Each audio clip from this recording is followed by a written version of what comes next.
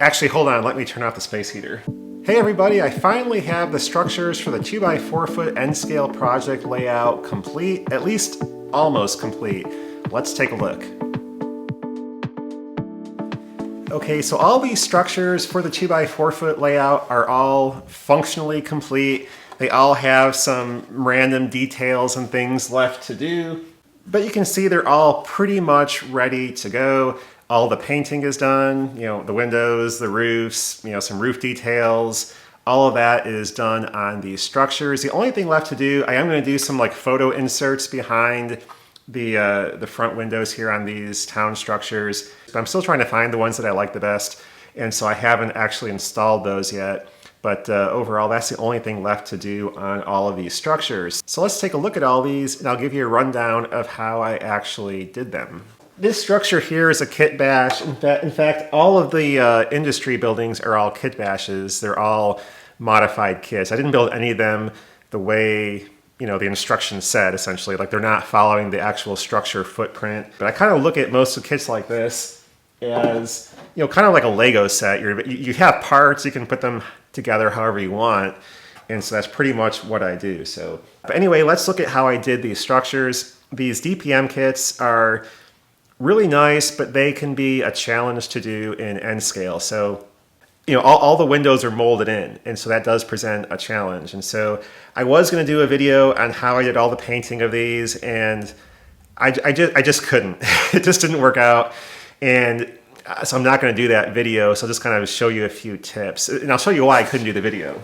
So the way I paint these is pretty much exactly like this. And it's really hard to film that.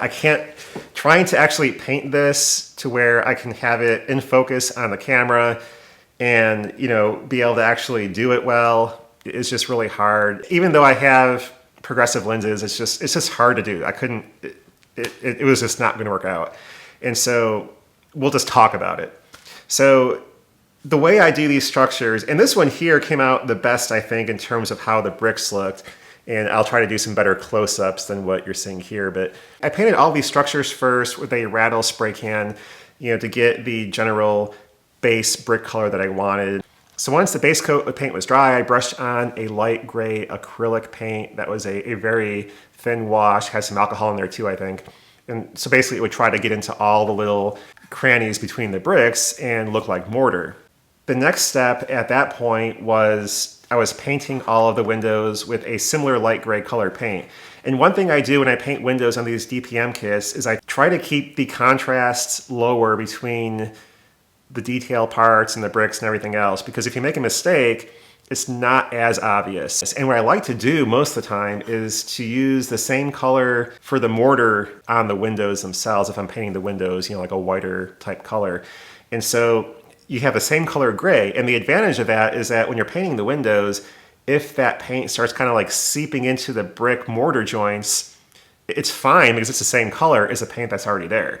Now, one thing, you're still going to make mistakes. I still make a ton of mistakes when I'm painting these windows, but what I can do then is take another brush, I'll dip it in some alcohol, and then brush that along the area where the mistake is and kind of try to wash off the mistake as soon as I can, and kind of basically just smear that paint into the surrounding brick, essentially making a thin wash of it. And it works really well. And then you get this clear acetate for doing the windows with these DPM kits. And some of them I use as testers glue for clear parts, and that works okay. You can still see it in spots, and I still have some that are not perfect because of that. But for a lot of them, what I dislike to do is use double-sided tape. And I had a video on this probably like 7 years ago. I don't know, it's a long time, on how I install that clear acetate using double-sided tape. And so all I do is I just basically put tape on the inside of a structure, not where the window is, but on all the other empty spaces, tear off pieces, stick them all over, and then I stick on the clear acetate. But once it bonds and you squeeze on the acetate, it's not coming off. I mean, it's really strong. And so the nice thing is that you're not going to have any glue run into the window and look bad or anything like that. So it works really, really well. And then for most of these, what I did was I printed out various window blinds and things like that online, just stuff like this, and then I cut them out and stuck them to the inside So you have all the windows are covered with blinds or drapes or something like that. And in this way, I don't have to worry about interior details. I did use this clear Testors glue for clear parts to attach all of these window blinds. Basically, I actually just put glue around the window and stuck it in there. And because it does dry clear and it does absorb into the paper, you get a fairly uniform looking window there. You don't end up seeing globs of glue and stuff like that. So it works pretty well. So anyway, that's what I did for all these. The rooftops are all printed off of Google Maps. Again, for the other structures, I showed how I found rooftops on Google Maps. Just did a screen capture and printed them out. And that's what I did for all of these too. So here's one of the rooftops. This is actually a warehouse roof, but I just used these because they were big, so it would be easy to fit all of these rooftops. I also have a bunch of these Blair Line signs, and I don't remember exactly which ones these came from. They have like a whole bunch of sign packs, and I probably bought most of them.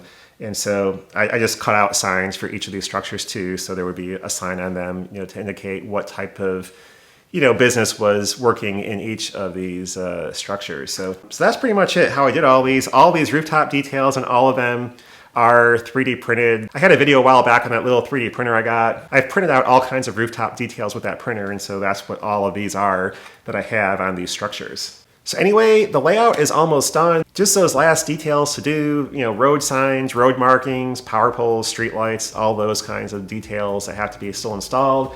Once I get those installed, then I'll get the structures permanently installed, and then I will go through and do the final scenery work. There'll be a lot more trees added everywhere. So anyway, yeah, getting excited, partly because then once this is done, I can start on other projects that I'm really looking forward to doing as well. But anyway, that's all for now, and thanks for watching. Bye.